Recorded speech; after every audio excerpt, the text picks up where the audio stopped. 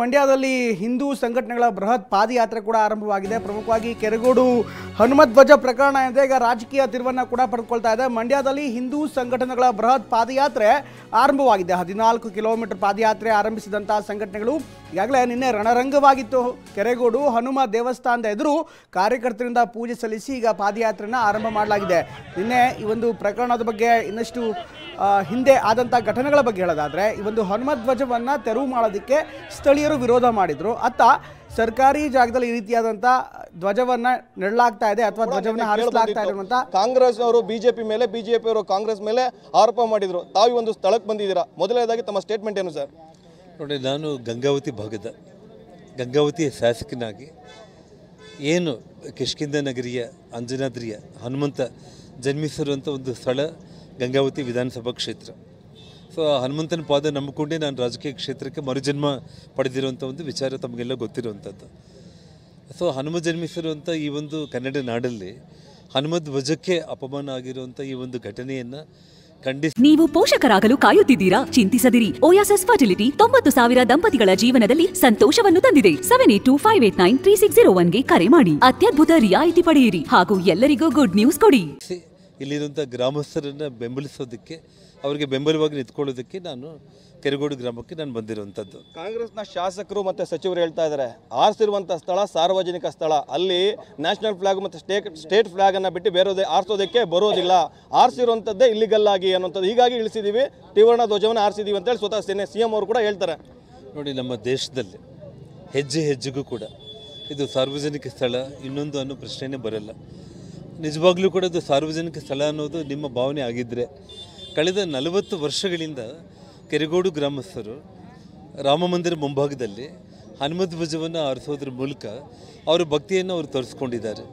ಮೊನ್ನೆ ಅಯೋಧ್ಯೆಯಲ್ಲಿ ಮರ್ಯಾದಾ ಪುರುಷೋತ್ತಮ ಶ್ರೀರಾಮ ದೇವಸ್ಥಾನ ಉದ್ಘಾಟನೆ ಆಗುವಂಥ ಒಂದು ಸಂದರ್ಭದಲ್ಲಿ 100 ಅಡಿಗೂ ಕೂಡ ಇನ್ನು ಹೆಚ್ಚಾಗಿರುವಂಥ ಒಂದು ಹನುಮತ್ ಧ್ವಜವನ್ನು ಸ್ಥಾಪಿಸೋದ್ರ ಮೂಲಕ ಇವತ್ತು ಒಂದು ನೆನಪಿಗೆ ಒಂದು ಚಿಹ್ನೆ ಆಗಬೇಕು ಅಂತೇಳಿ ಅವರು 100 ಅಡಿಯನ್ನು ಮಾಡಿದ್ದಾರೆ. ಇಲ್ಲ ಅಂತಂದರೆ 40 ವರ್ಷದಿಂದ ಹನುಮತ್ ಧ್ವಜ ಹಾರ್ತಾ ಇದೆ. ಹಾಗಾಗಿ ಇದನ್ನು ರಾಜಕೀಯ ಮಾಡಿರೋದು ಕಾಂಗ್ರೆಸ್ ಪಕ್ಷ.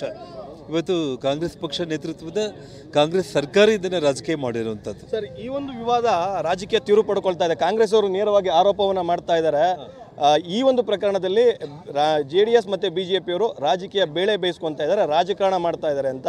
ಇಂಥ ವಿವಾದದ ಮಧ್ಯೆ ತಾವು ಕೂಡ ಭೇಟಿ ಕೊಟ್ಟಿದ್ದೀರಿ. ನೋಡಿ, ನಾನೊಂದು ತಮಗೆ ಗೊತ್ತಿರುವಂಥ ಒಂದು ವಿಚಾರ, ಮಂಡ್ಯ ಭಾಗದಲ್ಲಿ ನನ್ನ ಪಕ್ಷ ಆಗಲಿ ನನ್ನ ಕಾರ್ಯಕರ್ತರಾಗಲಿ ಯಾರೂ ಕೂಡ ಇಲ್ಲ. ನಾನು ಬಂದಿರುವಂಥದ್ದು ಸಾಕ್ಷಾತ್ತು ಹನುಮಂತನ ಭಕ್ತಿಗೋಸ್ಕರ. ಇವತ್ತು ಇದನ್ನು ರಾಜಕೀಯ ಬೆಳೆ ಬೇಯಿಸ್ಕೊಳ್ಳೋದಕ್ಕೋಸ್ಕರನೇ ಕೆಲವರು ಮಾಡ್ತಾ ಇದ್ದಾರೆ ಅನ್ನೋದು ನನಗೆ ಯಾವುದೇ ಒಂದು ರೀತಿಯಲ್ಲೂ ಕೂಡ ಕಂಡು ಬರ್ತಾ ಇಲ್ಲ. ಕಾರಣ ಏನಂತಂದರೆ, ಇವತ್ತು ಕಾಂಗ್ರೆಸ್ ಪಕ್ಷದವರು ಅವರೇ ಇದನ್ನು ಬೆಂಕಿ ಹಚ್ಕೊಂಡಿದ್ದಾರೆ. ಅವರು ವಿಷಯ ಏನಂತಂದರೆ, ಇವತ್ತು ಯಾವ ರೀತಿ ಲಂಕೆಯಲ್ಲಿ ಹನುಮಂತ ಸೀತಾಮಾತೆಗೋಸ್ಕರ ಹೋಗಿರುವಂಥ ಸಂದರ್ಭದಲ್ಲಿ ರಾವಣಾಸುರ ಹನುಮಂತನ ಬಾಲಕ್ಕೆ ಬೆಂಕಿ ಹಚ್ಚಿ ಇಡೀ ಲಂಕಾ ದಹನ ಮಾಡ್ಕೊಂಡಿದ್ದಾರೆ. ಆ ರೀತಿ ಕಾಂಗ್ರೆಸ್ ಪಕ್ಷದವರು ಇವತ್ತು ಹನುಮತ್ ಧ್ವಜಕ್ಕೆ ಕೈ ಹಾಕೋದ್ರ ಮೂಲಕ ಇಡೀ ನಮ್ಮ ಕರ್ನಾಟಕ ರಾಜ್ಯದಲ್ಲಿ ಮತ್ತು ಇಡೀ ದೇಶದಲ್ಲೇ ಕಾಂಗ್ರೆಸ್ ಪಕ್ಷ ದಹನ ಮಾಡಿಕೊಳ್ಳುವಂಥ ಸ್ಥಿತಿಗೆ ಕೈ ಹಾಕಿ, ರಾಜಕೀಯಕ್ಕೆ ಕೈ ಹಾಕಿರೋದು ಕಾಂಗ್ರೆಸ್ ಪಕ್ಷ ಅನ್ನೋದು ಸ್ಪಷ್ಟವಾಗಿ ಮೇಲ್ನೋಟಕ್ಕೆ ಕಂಡು ಬರ್ತಾ ಇರೋದು. ಈ ಸ್ಥಳಕ್ಕೆ ಬಂದಿದ್ದೀರಿ, ತಾವು ಕೂಡ ಪಾದಯಾತ್ರೆ ಪಾಲ್ಗೊಳ್ತೀರಾ, ಜೊತೆಗೆ ಏನನ್ನು ಆಗ್ರಹಿಸ್ತೀರಾ? ಮತ್ತೆ ಹನುಮ ಧ್ವಜವನ್ನು ಆರಿಸಬೇಕು ಅಂತೇಳಿ ಆಗ್ರಹಿಸ್ತೀರಾ, ಒತ್ತಾಯ ಮಾಡ್ತೀರಾ? ಖಂಡಿತವಾಗ್ಲೂ ಕೂಡ ಸನ್ಮಾನ್ಯ ಮುಖ್ಯಮಂತ್ರಿಗಳು ಸಿದ್ದರಾಮಯ್ಯನವರು ಮೊನ್ನೆ ಅಯೋಧ್ಯೆ ರಾಮ ಮಂದಿರ ವಿಚಾರ ಬಂದಾಗ ಸಾರ್ವಜನಿಕ ಸಭೆಯಲ್ಲಿ ನಾನು ಜೈ ಶ್ರೀರಾಮ್ ಅಂತ ಕೂಗ್ತೀನಿ ಅಂತೇಳಿ ಜೈ ಶ್ರೀರಾಮ್ ಘೋಷಣೆಗಳ ಮೂಲಕ ಇಡೀ ಕನ್ನಡ ನಾಡೇ ಅವ್ರನ್ನ ನೋಡುವಂಥ ರೀತಿಯಲ್ಲಿ ಮಾಡಿಕೊಂಡಿದ್ದಾರೆ.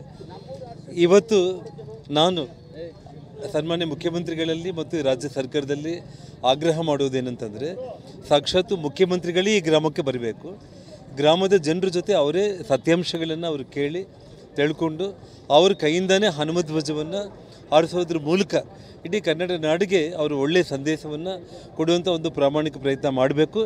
ಇಲ್ಲವಾದಲ್ಲಿ ಹನುಮಂತನ ಕೆಂಗಣ್ಣಿಗೆ ಗುರಿಯಾಗಿ ಸರ್ಕಾರ ಮತ್ತು ಕಾಂಗ್ರೆಸ್ ಪಕ್ಷ ಇಬ್ಬರೂ ಕೂಡ ಇವತ್ತು ಅವರು ದಹನ ಆಗೋದ್ರಲ್ಲಿ ಎರಡನೇ ಮಾತೇ ಇಲ್ಲ. ಸರ್, ಈ ವಿವಾದಗಳ ನಡುವೆ ಒಂದು ಟಾಕ್ ಬರ್ತಾ ಇದೆ, ತಾವು BJPಗೆ ಸೇರ್ಪಡೆ ಆಗ್ತೀರಾ ಅನ್ನೋಂಥದ್ದು. ಈ ರೀತಿ ಏನೋ ಚರ್ಚೆ ಆಗಿದೆ ಸರ್. ಜೋಶಿ ಅವರು ಒಂದು ಸ್ಟೇಟ್ಮೆಂಟ್ ಕೊಟ್ಟಿದ್ದಾರೆ, ಅವ್ರ ಮಾತೃ ಪಕ್ಷಕ್ಕೆ ಅವ್ರು ಬರ್ಬೋದು ಅನ್ನೋಂಥದ್ದನ್ನ ಏನು ಹೇಳ್ತೀರಿ? ನೋಡಿ, ಒಂದು ವಿಚಾರ ನಾನು ಮೊದಲಿಂದ ಕೂಡ ಹೇಳ್ತಾ ಇದ್ದೀನಿ, ಕಲ್ಯಾಣ ರಾಜ್ಯ ಪ್ರಗತಿ ಪಕ್ಷ ತನ್ನ ಅಸ್ತಿತ್ವವನ್ನು ಉಳಿಸಿಕೊಂಡು ಇವತ್ತು ಇಡೀ ದೇಶ ಪ್ರಧಾನಮಂತ್ರಿ ಮೋದಿಜಿಯವರು ಮತ್ತೊಮ್ಮೆ ಆಗಬೇಕು ಅನ್ನುವಂಥ ಒಂದು ಏನು ಜನಗಳಲ್ಲಿ ಅಭಿಮಾನ ಮೂಡಿ ಬಂದಿದೆ. ಆ ವಿಚಾರದಲ್ಲಿ ನಾನು ಈ ದೇಶಕ್ಕೆ ಪ್ರಧಾನಮಂತ್ರಿಯಾಗಿ ನರೇಂದ್ರ ಮೋದಿ ಅವರೊಬ್ಬರು ಬಿಟ್ಟರೆ ಅವ್ರ ವಿರುದ್ಧ ತಮಗೆ ಯಾರಾದರೂ ಕಾಣಿಸ್ತಾ ಇದ್ದಾರಾ? ಇಲ್ಲ. ಹಾಗಾಗಿ ನಾನು BJP ಪಕ್ಷ ಮುಂದಾದಲ್ಲಿ ಇವತ್ತು ನಾನು ಖಂಡಿತವಾಗ್ಲೂ ಕೂಡ ಅವ್ರ ಜೊತೆ ಹೊಂದಾಣಿಕೆ ಮಾಡ್ಕೊಳ್ಳೋದಕ್ಕೆ ಸಿದ್ಧವಾಗಿದ್ದೀನಿ. ಅವರು ಬಯಸಿದ್ದಲ್ಲಿ ಮಾತ್ರ. ಇಲ್ಲದೇ ಹೋದರೆ ಕಲ್ಯಾಣ ರಾಜ್ಯ ಪ್ರಗತಿ ಪಕ್ಷ ತನ್ನ ಸ್ವಂತ ಬಲದಲ್ಲಿ ಒಂದು 4 ಪಾರ್ಲಿಮೆಂಟ್ ಕಾನ್ಸ್ಟಿಟ್ಯೂನ್ಸಿಯಲ್ಲಿ ಗೆಲ್ಲೋದ್ರಲ್ಲಿ ಅನುಮಾನನೇ ಇಲ್ಲ. ಸರ್, ಮಾತುಕತೆ ಆಗಿದೆ ಅಂತ ಇದನ್ನು ಚರ್ಚೆ ಆಗಿದೆ ಸರ್. ಯಾಕಂದರೆ ಈಗಾಗಲೇ ಶೆಟ್ಟರ್ ಅವರು ಕೂಡ ರಾಜೀನಾಮೆ ಕೊಟ್ಟರು, MLC ಇದ್ದಾರೆ, ಬಂದಿದ್ದಾರೆ. ಈ ಥರ ತಮ್ಮನ್ನು ಯಾರು ಸಂಪರ್ಕ ಮಾಡುವಂಥದ್ದು ಇದೆಯಾ ಸರ್? ಯಡಿಯೂರಪ್ಪ ಕೂಡ ಒಂದು ಕಡೆ ಸ್ಟೇಟ್ಮೆಂಟ್ ಕೊಟ್ಟಿದ್ದಾರೆ. ನೋಡಿ, ನಾನು ಈ ವಿಚಾರದಲ್ಲಿ ನಾನು ಚರ್ಚೆಗಳು ಸಂಪರ್ಕ ಮಾಡಿದಾರ ಇಲ್ಲ ಅನ್ನೋಂಥ ಒಂದು ವಿಚಾರಗಳು ನಾನು ಹೇಳಲಿಕ್ಕೆ ಈ ಸಂದರ್ಭದಲ್ಲಿ ಬಯಸಲ್ಲ. ನಾನು ಕಾರಣ ಏನಂತಂದರೆ, ನಾನು ದೇಶದ ಹಿತದೃಷ್ಟಿಯಿಂದ ಮೋದಿಜಿಯವ್ರ ಪರವಾಗಿ ನಾನು ಅವ್ರಿಗೆ ಬೆಂಬಲ ಕೊಡೋದಕ್ಕೆ ಕಲ್ಯಾಣ ರಾಜ್ಯ ಪ್ರಗತಿ ಪಕ್ಷ ಒಂದು ಹೆಜ್ಜೆ ನಾವು ಮುಂದಕ್ಕೆ ಬಂದಿದ್ದೀವಿ. ನಾವು BJP ಪಕ್ಷ ಕೂಡ ಮುಂದಕ್ಕೆ ಬಂದಾದಲ್ಲಿ ಹೊಂದಾಣಿಕೆ ಮಾಡ್ಕೊಳ್ಳೋಂಥ ಕೆಲಸಕ್ಕೆ ನಾನು ಹೊಂದಾಣಿಕೆಯನ್ನು ಹೊರತುಪಡಿಸ್ತಂತೆ ಮುಕ್ತ ಆಹ್ವಾನ ಕೊಟ್ಟು ನಿನ್ನ ಮನೆಗೆ ನೀವು ಬಾರಪ್ಪ ಅಂತಂದರೆ ಜನಾರ್ದನ್ ರೆಡ್ಡಿ ಅವರ ನಡೆ ಏನಿರುತ್ತೆ ಸರ್? ಇವತ್ತು ಅಂಥ ಒಂದು ಸಂದರ್ಭ ಬಂದೇ ಇಲ್ಲ ಸರ್. ಬಂದಿದ್ದೆ ಆದರೆ ನಿಮ್ಮನ್ನು ಕರೆಸಿ ನಾನು ಮಾತಾಡ್ತೀನಿ. ನಾನು ಅವತ್ತು ಈಗ ನಿಮ್ಮದು ಒಟ್ಟು ಚುನಾವಣೆಗೆ ಮೋದಿಯವರ ಬೆಂಬಲಿಸ್ತೀರಿ ಸರ್? ಮೋದಿಯವರ ಬೆಂಬಲಿಸ್ತೀರಿ? ಖಂಡಿತವಾಗ್ಲೂ ಕೂಡ ಅದು ಇಡೀ ದೇಶನೇ ಬಯಸುವಂಥ ಸಂದರ್ಭದಲ್ಲಿ ಕಲ್ಯಾಣ ರಾಜ್ಯ ಪ್ರಗತಿ ಪಕ್ಷ ನಾನು 2 ಸೀಟ್ ಗೆಲ್ತೀನೋ 4 ಸೀಟ್ ಗೆಲ್ತೀನೋ, ನಾನು ಕೂಡ ಗೆದ್ದಾದ ನಂತರ ಆದರೂ ಕೂಡ ಅವ್ರಿಗೆ ನಾನು ಸಪೋರ್ಟ್ ಮಾಡ್ತೀನಿ. ಅಭ್ಯರ್ಥಿಗಳೇನಾರು ಆಗ್ತೀರಾ ಸರ್ ಅಥವಾ ಹೇಗೆ ಸರ್? ಸರ್, ನಾನು ಖಂಡಿತವಾಗ್ಲೂ ಈಗಾಗಲೇ ಅಭ್ಯರ್ಥಿಗಳು ಅವ್ರವ್ರ ಕೆಲಸ ಅವ್ರು ಮಾಡ್ಕೊತಾ ಇದ್ದಾರೆ. ಫೆಬ್ರವರಿ 5ನೇ ತಾರೀಕು ನಾನು ನಮ್ಮ ಕಲ್ಯಾಣ ರಾಜ್ಯ ಪ್ರಗತಿ ಪಕ್ಷದ ಅಭ್ಯರ್ಥಿಗಳನ್ನ ಘೋಷಣೆ ಮಾಡುವಂಥ ಕೆಲಸ ನಾನು ಮಾಡ್ತೀನಿ. ಇದಿಷ್ಟು ಕೂಡ ಮಾಜಿ ಸಚಿವ ಜನಾರ್ದನ್ ರೆಡ್ಡಿ ಅವರ ಮಾತುಗಳು. ಕ್ಯಾಮ್ರಾ ಪರ್ಸನ್ ಗುರುರಾಜ್ ಜೊತೆ ಪ್ರಶಾಂತ್, TV9 ಮಂಡ್ಯ.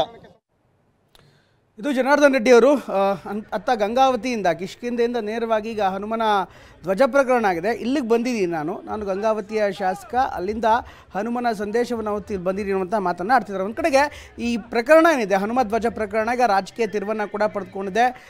ಸಹಜವಾಗಿಯೇ ಅತ್ತ ಕಾಂಗ್ರೆಸ್ ಕೂಡ ಇದನ್ನು ತೀವ್ರವಾಗಿ ವಿರೋಧಿಸ್ತಾ ಇದೆ. ಇನ್ನೊಂದು ಕಡೆಗೆ BJP ಕಾಂಗ್ರೆಸ್ ನಾಯಕರು ಉದ್ದೇಶಪೂರ್ವಕವಾಗಿ ಟಾರ್ಗೆಟ್ ಮಾಡಿ ರಾಜಕಾರಣ ಮಾಡ್ತಿದ್ದಾರೆ, ಧರ್ಮದ್ವೇಷಿಗಳು ಅನ್ನುವಂಥ ಆರೋಪವನ್ನು ಮಾಡ್ತಿದ್ದಾರೆ.